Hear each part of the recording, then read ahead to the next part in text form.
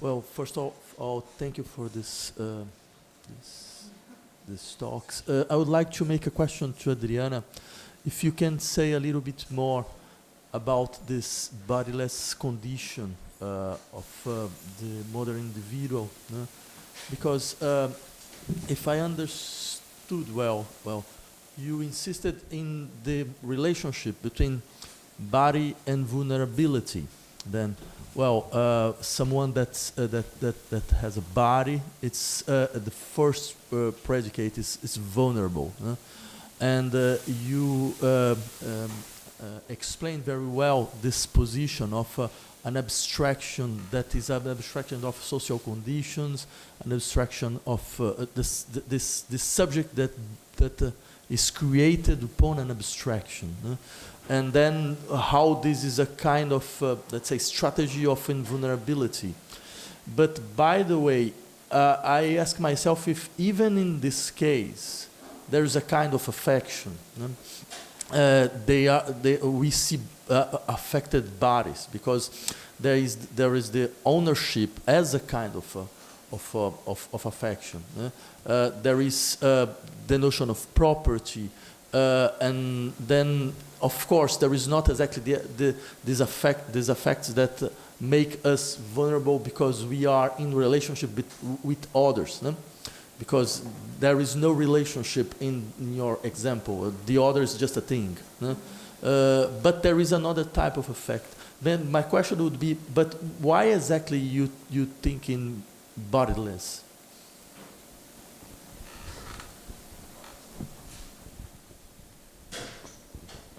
Shall I try to answer it? Absolutely, absolutely. Very hard question, of course.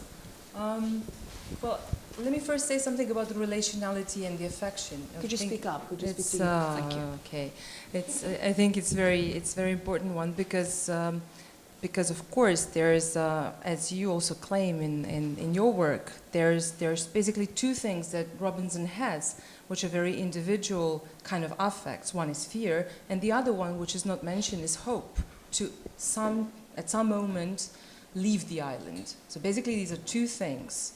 Others are not only things, they can appear as assistants, companions, where this companionship is absolutely not a relational thing, but some kind of servitude or subservience. But there's no friendship. There can be no friendship. But if I understand, I mean, I'm trying to relate this with the question about bodies, and I don't think if I understood you right. How do you mean affectivity and the fact that we are bodied in some way? Because, well, even in your example, Robinson Crusoe, he has a body. He's affected by some affects. You just mentioned fear and hope, for example. And then why talk about bodiless? I didn't understand this point. Okay. Yeah, that's a crucial question. I was also wondering, I mean, it's counterintuitive. It seems paradoxical because obviously he is embodied. But on the other hand, I would say that this is, of course, a fiction of bodilessness. It's not the fact that he or the white proprietor, or the owner of oneself is not embodied. But the thing with what Robinson provides us with as an interesting thing is this illusion that you can endure even though you are within your body in circumstances in which nobody can endure. So this fiction that no infrastructure, and that means, I don't know, health system, social support system, different kinds of systems that make us that show us that we have a body as well, they are not there on the island. And what I wanted to say, I don't know, that's maybe at the end, maybe it's somehow with this now a new fiction about the Society of Robinsons, is that this new I don't know, myth, fiction, wants to supersede this idea that was with us during the 20th century with the socialist states, real socialist states, and on the other hand, welfare states to some extent, where we were embodied and there were different systems that were somehow propping us up and supporting us as bodied. Men, women, so trying to somehow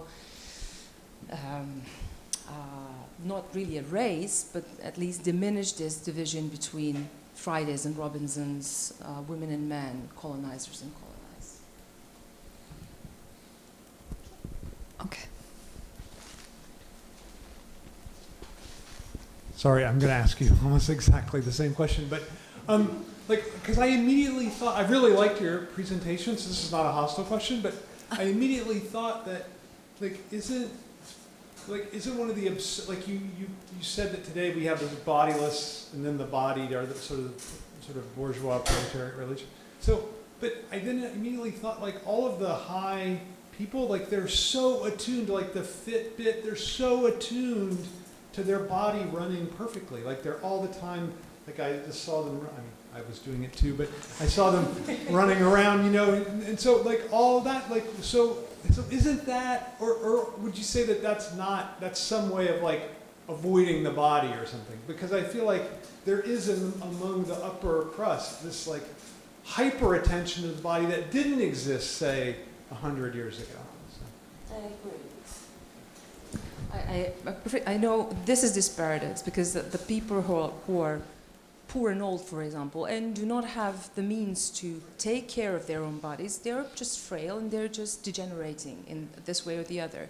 And on the other hand, those who can, they are now investing in their own body in a very entrepreneurial way as well.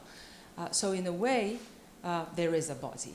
But on the other hand, this system, which I'm kind of insisting on the system, which is somehow showing us that we have a body which will not fall apart if there is not something to prop it up. So, of course, now when you're moneyed and when you have everything at your disposal to take care of your body, even as if there was no system. Yes, one more question. Okay, and another question. Okay. I think to follow up on both questions, and also because I've read your work before, is that as I understood, you want to talk about sort of neoliberal subjectivity, right? With this idea of sort of the neoliberal subject as the self-possessed subject, and I think it makes total sense to talk about that subject as a subject that has the illusion of being bodiless, and I think it actually maps really well with sort of this craze about total control and dominion over your body, whereas it is, it's actually a very psychoanalytical notion also of what an ego is, or how the ego emerges sort of as a projection of the body, where there's an ambivalence between the body as sort of perceived as a fragmented, sort of weak sensation, and then the mirror image that gives you the illusion of coherence, of control, of hegemony over, and of independence also, sort of the surrounding that supports you and that sustains you and that you don't owe anything to. Mm-hmm. So I think it actually, I really liked that idea. Thank you. I would never put it as good as you said it. Okay, we have two more questions. You wanted to just very shortly. Your presentation made me think about also the history of Homo economicus in terms of within the discipline of economics, and in particular, when you look at general equilibrium theory, mid-20 high modernist, Arrow de Breu model, which is a model where Giacomo Riglio and David Ruccio wrote about this, a very interesting article where it seems like there's no body in there, but they find body parts. So the consumer and producer are separated into procedures, bodily procedures. So there is actually a demontage of the body happens in theory as well. So that may just complement the argument. If I can ask you to send me the... That would be great. Okay, one more question, please. Very short, and it's basically only a remark, because a lot of what has been said has been circumventing this dichotomy. I think that comes from psychoanalysis, and that I think traversed your talk and the question why this kind of dematerialization of neoliberal or capitalist subjectivity is so crucial in the Robinson case. Between being and having. I mean, in psychoanalysis, we have this misfortunate being a phallus and having a phallus, which kind of also brings sexual difference into play, and having a body and being a body.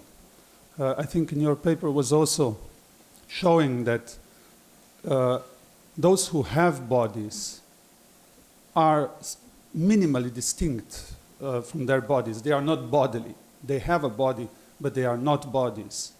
Those who are bodies, women, slaves, are automatically subjugated. They cannot be masters. They have to be mastered. So, just a short remark that because there is a metaphysic, an entire metaphysics behind it, that actually goes back to Aristotle.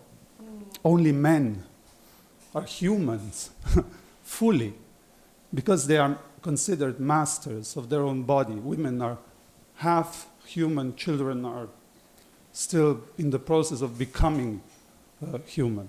Anyway,